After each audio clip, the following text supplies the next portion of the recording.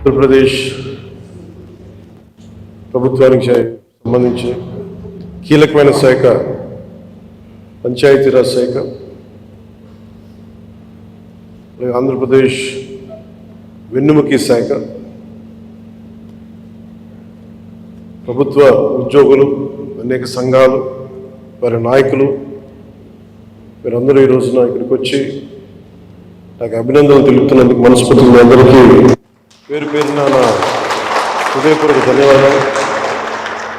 మనం క్షమించాలి, కొంతమంది సంఘాల నాయకులు ఇచ్చినప్పుడు మొదటి రోజు ఛార్జ్ తీసుకున్నప్పుడు చాలామంది ఎక్కువ వచ్చేయటం వల్ల నాకు ప్రత్యేకమైన ఇబ్బంది ఉంటుంది. సో దాంట్లో మీ సంఘాల నాయకులందరినీ కలుసుకోలేకపోయారు, దానికి క్షమించాలి. అందుకని వెంటనే నా దృష్టికి రాగానే వెంటనే మీకు ఫోన్ చేసి మీతోనే మాట్లాడినట్టు. అంటే నా ఉద్దేశం ఏంటంటే నిర్లక్ష్యం చేసే వ్యక్తిని కాదని చెప్పడానికి, చిన్న చూపు చూసే వ్యక్తిని కాదు. మీ సమస్య నా సమస్య, అది చాలాసార్లు సభలో చెప్పాను. కానీ ఇప్పుడు ప్రత్యేకించి ఛార్జ్ తీసుకున్న తర్వాత మీకు మళ్ళీ మీ అందరికీ తెలియజేసుకుంటా ఉన్నాను. మిమ్మల్ని అర్థం చేసుకునే వ్యక్తిని, మీ సమస్యల్ని పరిష్కరించడం, ఎంత త్వరగా పరిష్కరించడం అనేది నా ఒక్కడి చేతిలో లేదు. కానీ మీ సమస్యల్ని వినగలిగే శక్తి ఉన్నవాడు. ముందు సమస్యని వింటే ఒక పరిష్కారం దొరుకుతుంది. వినటానికి అలసట అందరికీ. సో నేను మీకు ప్రత్యేకించి తెలియజేసుకునేది, నేను వినే వ్యక్తిని. ఇందాక మీ సహచరులు ఎవరు వచ్చి ఇక్కడికి ఇచ్చారు, సహచరులు, అది ఖచ్చితంగా యుద్ధ ప్రాతిపాదికన మీరు ఆ సమస్యను పరిష్కరిస్తాను మీరు వచ్చి ఇచ్చారు. ఇలాంటివి చేయడానికంటే నాకు మీరు ఇందాక ముందు సంఘాల పెద్దలు కూడా మాట్లాడుతూ చాలామంది గతంలో కూడా మీరు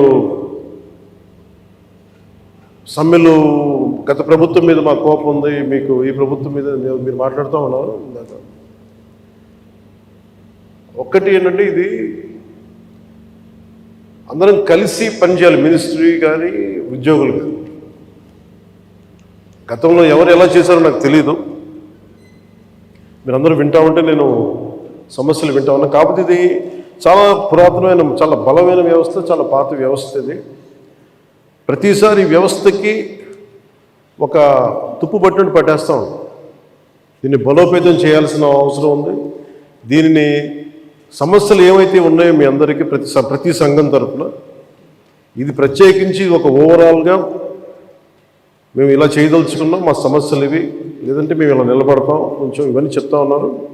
నేను మీకు ఈరోజు మాటిస్తున్నాను, పంచాయతీ పనులతో పాటు మీ సమస్యలను కూడా నేను వినే వ్యక్తిని. నేను ప్రత్యేకించి ఏ సంఘాలకు సంబంధించి ఆ సంఘానికి ప్రత్యేకించి ఒక టైంని అలాట్ చేసి మరి. కాకపోతే నాకున్న సమస్య ఏంటంటే అందరూ కొంచెం ప్రిపేర్ అయ్యారండి బాగా. అంటే నేను చాలా శాఖలు ఉన్నాయి, మిగతా పనులు కూడా చూసుకోవాలి. కాబట్టి మీరు బాగా ప్రిపేర్ అయ్యి వచ్చి ఒక పరిష్కార మార్గం కూడా తీసుకెళ్ళండి. దాదాపు ఇలా ఆలోచించవచ్చు, ఇలా చేయొచ్చు. ఇందాక మీరు మాట్లాడుతూ అన్నారు, గత ప్రభుత్వం అంటే అంతకుముందు 2014 వచ్చినప్పుడు మా మీద కొంచెం కినుకుందన్నట్టుగా మీరు అన్నారు ఇందాక. అది అంటే భయపెట్టేవాడికి భయపడతారు, కానీ కొంచెం ఓపెన్గా సహజంగా కొంచెం వినే వాళ్ళతోటి ఎక్కువ ఆ బాధలు. మేము గత ప్రభుత్వం వాళ్ళందరినీ భయపెట్టింది, అది నేను అర్థం చేసుకోగలం. కానీ మేము మీకు భుజం కాసే వ్యక్తులు. మేము అందుకే ఒక వ్యవస్థని తిరిగి బలోపేతం చేయాలంటే చాలా చాలా కష్టసాధ్యమైంది. నాకు నిజంగా చెప్పాలంటే ఒకసారి నాకు ఇది నేను చాలా ఆనందంగా ఎంచుకున్న శాఖ. నేను ప్రభుత్వ ఉద్యోగ కొడుకుని, ఆ జీతాల మీద మేము పెరిగినవాడిని. మా నాన్న జీతాలు రాకపోతే మమ్మల్ని స్కూల్ బయటికి పంపించి మళ్ళీ జీతాలు వచ్చిన తర్వాత మళ్ళీ స్కూల్లోకి అలౌ చేసినాయి, అవి కూడా ఉన్నాయి నా సంఘటన. అలాంటి సంఘటనలు ఉన్నాయి. అందుకని నీ కష్టాన్ని అర్థం చేసుకోగలను. అంటే 1వ తారీఖు జీతం రాకపోతే ఏమవుద్దు నాకు అనుభవం. అలాగే ఆఖరి వారంలో డబ్బులు అయిపోతే కూడా ఆ పరిస్థితి కూడా నాకు తెలుసు. మా పొరపాటున మేము ఏదో ఇవి జరిగిపోయినాయి, కానీ మేము ఇలా ఈ సినిమా రంగంలో ఇవన్నీ ఉండటం వల్ల బేసిక్గా చాలా సాధారణ స్థాయి నుంచి వచ్చాం కాబట్టి అన్నిటికంటే కూడా సాధారణ స్థాయి మాకు భగవంతుడి వచ్చిన మమ్మల్ని తీసుకొచ్చిన సాధారణ స్థాయి కష్టాలని మేము మర్చిపోం. అందుకని ఈ రోజున రోడ్ల మీద బయటికి వెళ్ళి ఎందుకు ఆగి ఎందుకు మాట్లాడుతానంటే ఆ కష్టం ఎలా ఉంటుందో నాకు తెలుసు. ఇందాక మీరు ఇచ్చిన రిప్రజెంటేషన్ కూడా ఆ కష్టం ఎలా ఉంటుందో నాకు తెలుసు. సో ఇలాంటి స్పందనకి వెంటనే ఉంటుంది కదా. నేను కోరుకునేది అంటే మిమ్మల్ని గత ప్రభుత్వం మిమ్మల్ని భయపెట్టింది. అంతకుముందు ఉన్న ప్రభుత్వంకి మీరు ఏదైనా ఒక నిరసన చెప్పడానికి చాలా బలంగా చెప్పగలిగేవారు. కానీ ఇప్పుడున్న కూటమి ప్రభుత్వం మీకు అండగా నిలబడుతుంది. ఫస్ట్ ముందస్తుగా మేము మీతో గొడవ పెట్టుకోవడానికి ఫస్ట్, ఎందుకంటే బ్యాడ్ బ్లడ్ ఉండకూడదని ఫస్ట్ ఫోన్ చేశాను మీకు. అరే వస్తే నువ్వు కలవలేదండి, నువ్వు కూర్చొని పెద్ద ఆఫీసులను కలుస్తాం, మమ్మల్ని కలవవా అని ఒక చిన్న బాధ ఏదైనా ఉంటుంది. ఎందుకంటే నాకు తెలుసు, మా నాన్న బాధ నాకు తెలుసు. అందుకని వెంటనే ఫోన్ చేశానండి. ఆ కష్టం నాకు తెలుసు. ఇంకా నేను మీకు ఒకసారి ఏమైపోతుంది, అందరూ ఒకసారి వచ్చేస్తే నేను మాట్లాడలేని పరిస్థితులు తప్ప మీరు 1-on-1 కూర్చొని గ్రూప్గా కూర్చుంటే మటుకు నేను చాలా మీకు ఫస్ట్ వినే వ్యక్తిని. నేను విన్న తర్వాత పరిష్కార మార్గం వెతుకుతాను. సో మీకు గత 10 రోజుల్లో గత ఛార్జ్ తీసుకున్నప్పటి నుంచి నేను రివ్యూలు చేస్తూ ఉంటే ఉన్న పరిస్థితి, మీరు ఉద్యోగాలు లేవు, లేదంటే మనకి పర్మనెంట్ చేయలేదు, లేదంటే కూర్చొని గ్రేడేషన్ మార్చాలి, లేదంటే 2003 మాకున్న ఓల్డ్ పెన్షన్ స్కీమ్ అప్లై చేయాలి, రకరకాల అనేక సమస్యలు ఉన్నాయి. వీటన్నిటినీ చాలా క్షుణ్ణంగా మీ దగ్గరతో వింటారు. కాబట్టి వీటన్నిటికీ మించి మూలం ఆర్థిక మూలం. రాష్ట్ర విభజన జరిగినప్పటి నుంచి ఈరోజు దాకా ఆంధ్రప్రదేశ్ ఇంకా ఉణుకుతూనే ఉంది, ఆర్థికంగా నిలదొక్కుకోరు. మేము కూడా ఓటు చీలకూడదు, అందరూ కలిసి రావాలి. ఎందుకన్నామంటే అసలు ఆంధ్రప్రదేశ్కి ఒక బలమైన రాజకీయ వ్యవస్థ ఉంటేనే కింద ఉన్న మనకి పనిచేస్తున్న ఉద్యోగులందరికీ కూడా ఒక భద్రత ఉంది. ఇందాక మాట్లాడుతూ ఉంటే కూడా ఐఏఎస్ అధికారులతో వాళ్ళకు కూడా డిఏలు ఇవ్వలేని పరిస్థితి ప్రభుత్వం. ఒక 90,000 రూపాయలు వాళ్ళకి రావాల్సింది 4% ఇంక్రీజ్ వచ్చింది. మాకు అన్ని బకాయిలు తీసుకుంటారు, 90,000 ఇవ్వాలి, వదిలేశారు. ఇంక రావని చెప్పి వదిలేసాను. ఐఏఎస్ అధికారులు చెప్తా ఉన్నాను. అంటే ప్రైవేట్ వీళ్ళందరూ ప్రాఫిట్ పొందుతూ ఉన్నారు.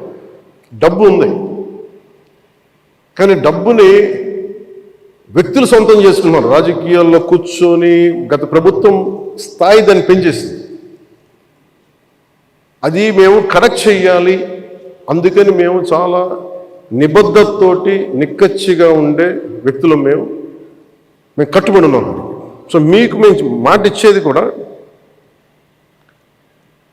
ముందస్తుగా అసలు ఫస్ట్ ఆర్థిక పరంగా అసలు ఎలా ఉంది రాష్ట్రం, శ్వేతపత్రాలు రిలీజ్ చేయబోతుంది. ఆర్థిక పరంగా ఎంత బలం, ఏ పరిస్థితిలో ఉంది, ప్రతి డిపార్ట్మెంట్లో ఎంత డబ్బు ఉంది, ఏ డబ్బులు ఉన్నాయి, అసలు ఏమైపోయిందంటే ఉదాహరణకి పొద్దున్న ఏదో రివ్యూ చేస్తూ ఉంటే నారాయణ గారితో మాట్లాడుతూ ఉంటే అంటే ఏ పరిస్థితిలో ఉన్నాయి చెప్తాను. ముఖ్యంగా మన పిఆర్కి, మన పంచాయతీరాజ్ సంబంధించి 15th ఫైనాన్స్ కమిషన్ అసలు డబ్బు లేదు, మ్యాచింగ్ గ్రాంట్ ఇవ్వలేదు. దాదాపు కొన్ని వేల కోట్లు రావాల్సింది రాలేదు. ఇప్పటికి ఈరోజు కూడా కూర్చోబెట్టి దాదాపు 1800 కోట్లు అనుకుంటున్నా, 1580 కోట్లు, క్లోజ్ టు 1600 crores రావాలి.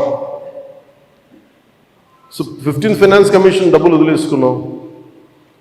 జల్ జీవన్ మిషన్ లాంటిది బోల్డెన్ నిధులు ఉన్నాయి. సో ఏ పథకం, కేంద్ర పథకాలకి ఇవన్నీ చూస్తుంటే కేవలం మ్యాచింగ్ గ్రాంట్ ఇవ్వలేకపోవడం. నేను అధికారులు పొద్దు నుంచి గత రోజుల నుంచి నేను అడుగుతా ఉంటే ఒకటే అడుగుతున్నాను, ఏమైనాయంటే మీ బాధ్యత కదా, మీరు ఎందుకు లేరు ఇట్లా అని అడిగాను. సమస్య ఏమైంది, సరైన నాయకత్వాన్ని ప్రజలు ఎన్నుకోలేనప్పుడు ఇష్టారాజ్యంగా ప్రవర్తించారు. దానికి పర్యాసాధనమే మనం అనిపిస్తుంది ఈరోజు. నేను మీకు ఒక రెవల్యూషనరీ విప్లవాత్మకమైన మార్పులు తీసుకురావాలి ఆంధ్రప్రదేశ్ విధి విధానాల్లో కానీ ప్రభుత్వ విధానాల్లో కానీ, దానికి నేను నా వంతు కృషి నేను బలంగా చేసి పెడతాను. మీకు ఏదో ఒక రోజు వారానికి మీ సమస్యల మీద ప్రత్యేకించి దృష్టి సారిస్తాం. అంటే ఈరోజు కూర్చుంటే ఒక సపోజ్ నెల రోజుల్లోపు నాకున్న సమయంలో, అందుకే నెల రోజులు అంటే అది 2 వారాల్లో కానీ మీరు చెప్పండి, నాకు ఇంత టైం పడుతుంది, ఒక్కొక్క వింగ్ని అర్థం చేసుకోవాలి. ఇప్పుడు మీరు చెప్పారు ఈ ఫిట్మెంట్లు కానీ మనకి పిఆర్సీ కానీ, అలాగే కమిషనర్స్ని ఇప్పుడు దాకా అపాయింట్ చేయలేదు.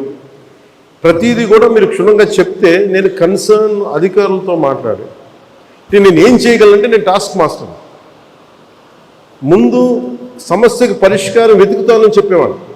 నేను పారిపోయే వ్యక్తిని. నాకు యాక్చువల్గా నాకు రాజకీయాలు నాకు అవసరం లేదు. నాకు కాదు ఎందుకు వచ్చానంటే ఇది నా నేల అనుకొని వచ్చాను. ఇది ఎవరో మీ తరపున నిలబడి మాట్లాడటానికి ఇన్ని కోట్ల మందికి నిలబడాలి, నా వంతు కృషి చేయడానికి వచ్చాను. దాంట్లో భాగం మీ భవిష్యత్తుకి, మీ భద్రతకు కూడా నేను మనస్ఫూర్తిగా మాటిస్తున్నాను, మీకు నిలబడి. సో నేను కోరుకునేదల్లా మీకు ఈరోజు నేను అద్భుతాలు చేసేస్తాను, అన్ని సమస్యల్ని పరిష్కరించేస్తాను నేను చెప్పను. ముందు నేను అవగాహన చేసుకోను. శాఖాపరమైన అవగాహన చాలా చాలా అవసరం. అలాగే దీంట్లో ఎంతమంది ఉద్యోగులు ఉన్నారు, ఏ స్థాయి ఉద్యోగులు ఉన్నారు, ఏమేమి చేయాలి, వీళ్ళందరికీ ఏ సమస్యలు ఉన్నాయి, ఇది ఒకటి. మీరు 2 రకాలు స్టడీ చేయాలి. ఇవన్నీ చేసిన తర్వాత ఒకటి పంచాయతీలని దానికి పునర్వైభవం తీసుకురావడం, గత వైభవం తీసుకురావడం పంచాయతీలకి. అలాగే పంచాయతీరాజ్ వ్యవస్థ నా కోరిక ఒకటే, ఈ 5 ఏళ్ల కాలంలో ఆంధ్రప్రదేశ్లో ఉన్నంత బలమైన పంచాయతీ వ్యవస్థ మనకి భారతదేశంలోనే లేదని అలాంటి సర్టిఫికేట్ తెప్పించుకోవాలని నా కోరిక. అందుకని బలమైన ఆలోచన విధానంతో ఉన్నాను. కాకపోతే మీ అందరి సహకారం కూడా కావాలి. కానీ నేను ఒక్కడిని చేసేది కాదు. మీ అందరి సహాయ సహకారాలు, మీ సలహాలు, సూచనలు లేకపోతే నేను కూడా ఏం చేయలేదు. కానీ నేను మీకు అందుబాటులో ఉంటాను. మీకు ప్రత్యేకించి మీ ఈ ముఖ్యంగా మీరు కోరుకుంటున్న అన్నిటికంటే దారుణ బాధ అనిపించింది, నెలకి జీతాలు ఇవ్వడం పక్కన పెట్టి జీతాలు పెంచాలని అడగాలి, కానీ నెలకి జీతాలు వస్తే చాలు అనుకునే 1వ తారీఖుకి జీతాలు వస్తే చాలు అనే స్థాయికి పెరిగిపోయింది. సో అభివృద్ధి అనేది లేదు, నిధులు లేవు. వీటన్నిటి మధ్యలో now governance is a great challenge for all of us. కానీ మాకేం నమ్మకం ఉందంటే పెట్టుబడులు తీసుకురాగలం, అభివృద్ధి పదంలో ముందుకు తీసుకెళ్ళగలం, ఒక ధైర్యం చాలా బలంగా ఉంది. సో మేము బలంగా మీకు చేసి నీకు నెక్స్ట్ మీటింగ్ నేను మీకు తెలియజేస్తాను. సంఘాల పెద్దలందరికీ, నాయకులందరికీ. హరిప్రసాద్ గారికి నా పొలిటికల్ సెక్రటరీ, అలాగే మన పంచాయతీరాజ్లో కూడా కొంత ఆయన సహాయం తీసుకుంటాను. వరప్రసాద్ గారు వీళ్ళందరూ ఉన్నారు. కానీ ప్రత్యేకించి ఇంకొంచెం మీకు ఎక్కువ నమ్మకం కలిగించడానికి నేను అందుబాటులో ఉంటానని చెప్పడానికి, మీరు సమస్యని ఇన్ని సంఘాలు ఉన్నాయి, వీళ్ళకి ఈ సమస్య ఉంది, ఇది మాకు క్షుణ్ణంగా ఈయనేమంటారంటే మిమ్మల్ని ఈ రిపోర్ట్ చేసి పట్టుకురండి, నేను మాట్లాడతాను. సో అది కుదిరితే మనం అక్కడ క్యాంప్ ఆఫీస్లోనే కూర్చుందాం. లేదంటే ఒకసారి ఏదైనా కూర్చోబెట్టి మీకు మీరున్న చోటకి అన్నీ బాగుంటాయి, నేను కూడా రావడం నాకు సిద్ధం. నాకు అలాంటి ఇబ్బందులు కూడా ఏమి. సో ఇవన్నీ దృష్టిలో పెట్టుకుని నాకు ఇప్పుడే ఛార్జ్ తీసుకున్నాను కాబట్టి కొద్దిగా నాకు కొన్ని రోజులు సమయం ఇవ్వండి. నాకు సమయం ఇచ్చిన తర్వాత మీతో కూర్చొని మన సాధక బాధకాలన్నీ మాట్లాడుకుని, ముందు మీరు ఆనందంగా ఉంటే తప్ప ప్రజలకి మిమ్మల్ని ఆనందంగా ఉంచలేదు. నాకు మీరు ఆనందంగా ఉండాలని మనసావాచ ఆకాంక్షించాను. అలాగే మీ సమస్యనమ్మా నేను వెంటనే అది మాట్లాడేస్తాను. నేను లాస్ట్ టైం కూడా చేయించాను. 2014లో కూడా ఇలాంటి ఇష్యూ ఏదో ఉంటే నేను అది ప్రత్యేకించి చేయించాను. It will be done. అది మేమే కూర్చోబెట్టి చేస్తాను. అది మటు కొంచెం మాట్లాడుతున్నాను. సో మీ అందరికీ ప్రత్యేక ధన్యవాదాలు తెలుపుకుంటే, అంటే నేను ఎంత అవగాహన చేసుకున్నాను అనడానికి మీరు చెప్పిన ప్రతి పాయింట్ యాజ్ ఆన్ నౌ నేను నోట్ చేసుకున్నాను. దీని మీద నేను అంటే వీటి మీద కూర్చొని నెక్స్ట్ టైం మీటింగ్ నాకు కొంచెం ప్రిపరేటరీ వర్క్ కావాలి. అందువల్ల కూర్చొని మీతో మాట్లాడతాను తెలియజేసుకుని మీ అందరికీ ప్రత్యేకమైన ధన్యవాదాలు తెలుపు సెలవు తీసుకున్నాం. జై హింద్.